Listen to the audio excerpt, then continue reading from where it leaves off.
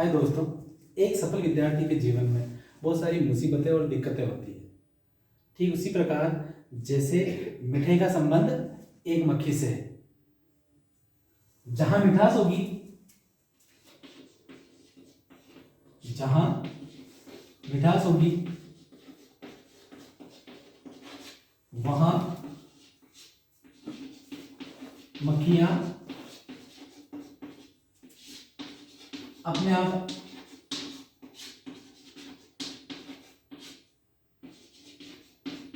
आएगी।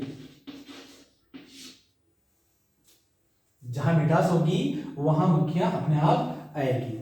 या मक्खियों से आसे ऐसे लोगों से है जो विद्यार्थी को अपने जीवन में आगे बढ़ने से रोकते हैं। अर्थात एक विद्यार्थी के जीवन में ऐसी बहुत सारी दुर्बलताएं होती है जिनकी वजह से एक विद्यार्थी अपने जीवन में आगे नहीं बढ़ पाता है। जैसे पढ़ाई में मन नहीं लगना, मन बार बार विचलित होना, ध्यान केंद्रित नहीं होना, महत्वाकांक्षा की कमी। ये कुछ ऐसी चीजें होती है जो विद्यार्थी को आगे बढ़ने से रोकती है। जिस तरह से एक मिठाई के टुकड़े के पास मक्खियां आसपास मंडराती है, ठीक उसी प्रकार जो ये मनुष्य की दुर्बलताएं हैं, जैसे महत्वाकांक्षा की कमी, ध्यान केंद्रित नहीं होना, तो ये सभी चीजें मनुष्य को सफल होने से रोक रही है। अगर आप चाहते हैं कि आप एक सफल विद्यार्थी बने तो जो आपकी दुर्बलताएं हैं, जैसे प्रबल इच्छा शक्ति का अभाव, इनको आपको परित्याग करना पड़ेगा। प्रबल इच्छा शक्ति, दृढ़ विश्वास और उच्च लक्ष्य लेकर आप इन चीजों को प्राप्त कर सकते हैं। एक अच्छे विद्यार्थी के क्या क्या गुण होने चाहिए, मैं आपको एक श्लोक के माध्यम से बताना चाहूंगा। काक चेष्टा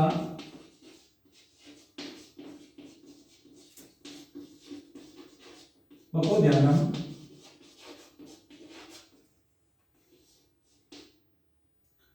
स्वान निद्रा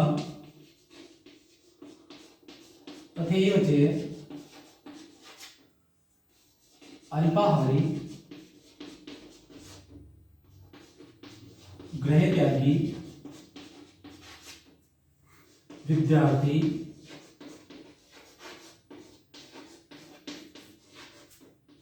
पंच लक्षण। एक सफल विद्यार्थी में ये 5 चीजें होनी चाहिए। काक चेष्टा भगो ध्यानम स्वान निद्रा तथैव च अल्पाहारी गृह त्यागी विद्यार्थी पंच लक्षणम। कौवे की तरह उसकी नजर होनी चाहिए, बगुले की तरह उसका ध्यान होना चाहिए। जैसा आपने देखा होगा कि बगुला किस तरह से तालाब के अंदर अपना शिकार या मछली के ऊपर नजर रखता है, और जैसे ही उसके क्षेत्र में वो मछली आती है वह अपनी चोंच के द्वारा उसको पकड़ लेता है। तो विद्यार्थी को भी अपने जीवन में ठीक बगुले की तरह ही अपने लक्ष्य पर निगाह होनी चाहिए। स्वान निद्रा, स्वान का मतलब कुत्ता, कुत्ते की तरह अपनी नींद होनी चाहिए। हल्की सी आहट होते ही अपना नींद उड़ जानी चाहिए और अपना ध्यान केवल और केवल जो अपने लक्ष्य है, अपने अध्ययन है, उसके ऊपर अपना लगना चाहिए। अल्पाहारी, कम खाने वाला व्यक्ति हो। ऐसा नहीं कि आप 3-4 रोटी 5-4 रोटी गेहूं की, मक्की की, बाजरे की खा लो और पढ़ने बैठ जाओ, अब नहीं पढ़ पाओगे, केवल और केवल आपको नींद ही आएगी। गृह त्यागी और घर का त्याग करने वाला हो। घर का त्याग से मेरा आशय ये नहीं है कि आप घर को छोड़ छाड़ के चले जाओ। घर का त्याग से मेरा आशय यह है कि जो भी घर गृहस्थी के काम है उन कामों को छोड़कर आप अपना ध्यान केवल अध्ययन में रखें। अगर इन में से ये गुण अगर आप में होते हैं तो मेरा ऐसा मानना है कि आप एक सफल विद्यार्थी हो जाओगे। विद्यार्थी को अपने जीवन में व्यर्थ की बातों को जानकर भी उनसे हमें अज्ञान बनना है। व्यर्थ की बातों को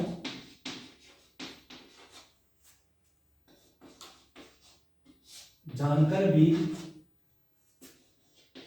उनसे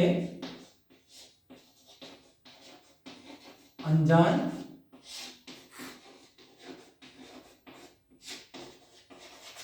बनना है। ये बात मैं आपको एक छोटे से प्रसंग के माध्यम से बताना चाहूंगा जो पूर्णतः काल्पनिक है।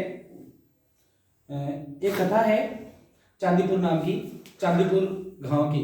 एक चांदीपुर गांव है जहां सेठ चमनलाल जो कि एक काल्पनिक पात्र है, जैसा नाम उसी तरह से उनके गुण, शरीर से गोल मटोल, भारी भरकम और हाथ में एक संदूक। उसी गांव में एक चंपालाल नामक युवक होता है जो भी काल्पनिक पात्र है। वो आलसी होता है, घूमने वाला होता है और नींद निकालना उसकी प्रवृत्ति है। वो भी उसी गांव में रहता है। एक दिन की संयोग की बात है कि सेठ जी अपना सामान लेकर शहर जाते हैं और कुछ समय पश्चात वापस घर आते हैं। चूंकि सेठ बुजुर्ग थे, भारी सामान उठा नहीं पा रहे थे, तो बस से नीचे उतरकर बस स्टैंड के समीप ही देखा एक आम का पेड़। उस पेड़ के नीचे चंपालाल जो कि अपनी कहानी का एक काल्पनिक पात्र है वहां सोया हुआ था, जिसे देखकर सेठ जी ने सोचा कि ये तो अपना चंपालाल है, क्यों ना मैं इस संदूक को इसे कहकर अपने घर रखवा दूं। सेठ जी चंपालाल के पास जाते हैं और पूछते हैं, चंपालाल तुम क्या कर रहे हो? क्योंकि अपन जानते हैं कि वो वहां पे सोया हुआ था। तो चंपालाल ने अंगड़ी लेते हुए एक बात कही, क्या हुआ? तो सेठ जी ने कहा कि मेरी ये जो भारी भरकम संदूक है, इस संदूक को तुम मेरे घर पहुंचा दो, मैं इसके बदले में तुम्हें कुछ पैसे दूंगा। तो चंपालाल ने कहा, मैं इन पैसों का क्या करूंगा? तो सेठ जी ने कहा कि जिस तरह से मैं कामयाब हो, ठीक तू भी मेरी तरह इन पैसों से कोई व्यवसाय शुरू कर और कामयाब हो जा। तब युवक कहता है कि मैं कौन सा व्यवसाय शुरू करूं?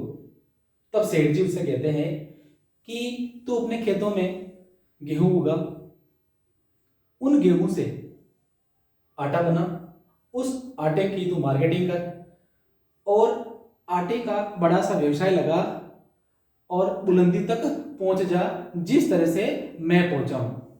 तभी युवक कहता है ठीक बात है। फिर वापस युवक कहता है फिर क्या करूंगा?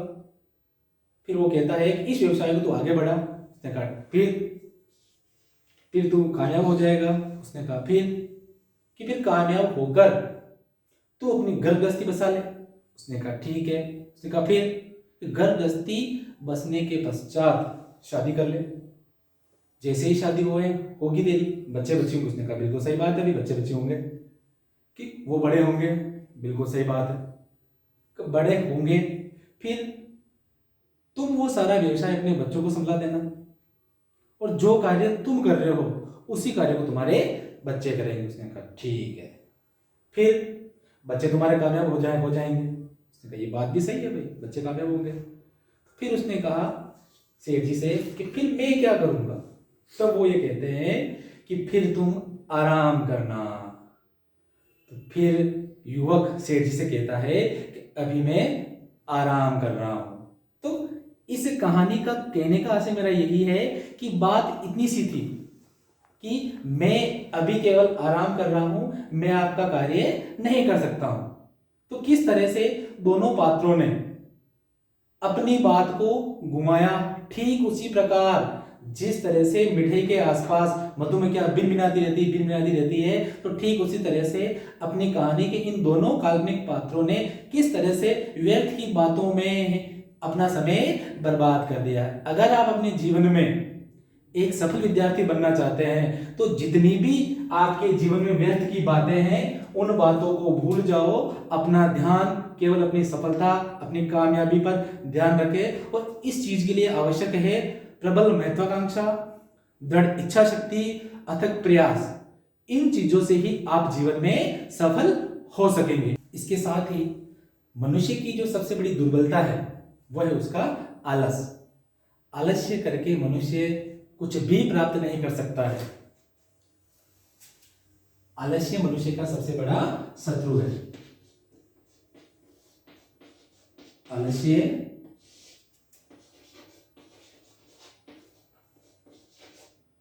मनुष्य का सबसे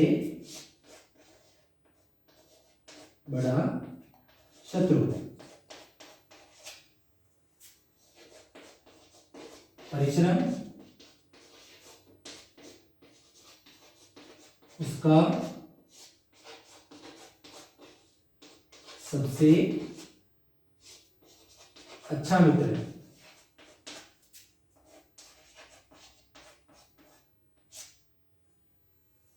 जैसा कि एक श्लोक में बताया है अपने संस्कृत साहित्य में, आलस्य ही मनुष्याणाम शरीरस्थो महान रिपु नास्त्युद्धम समो बंधुर्यम कृत्वा नाव सिद्धति।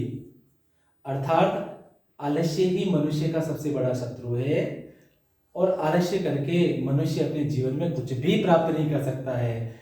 अगर वो परिश्रम करेगा तो अवश्य ही अपने जीवन में सफल हो जाएगा, क्योंकि परिश्रम से बड़ा इस संसार में कोई ही सखा नहीं है। आप मेहनत कीजिए, जीवन में सफल हो जाएंगे। और साथ ही साथ ये भी बताया गया है कि जिस प्रकार एक सोए हुए सिंह के मुख में हिरण प्रवेश नहीं करता है, ठीक उसी प्रकार बिना परिश्रम के आप अपने जीवन में कुछ भी प्राप्त नहीं कर सकते हैं। अगर आप चाहते हैं कि मैं सफल हूं, तो सफल होने के लिए आपको परिश्रम करना पड़ेगा।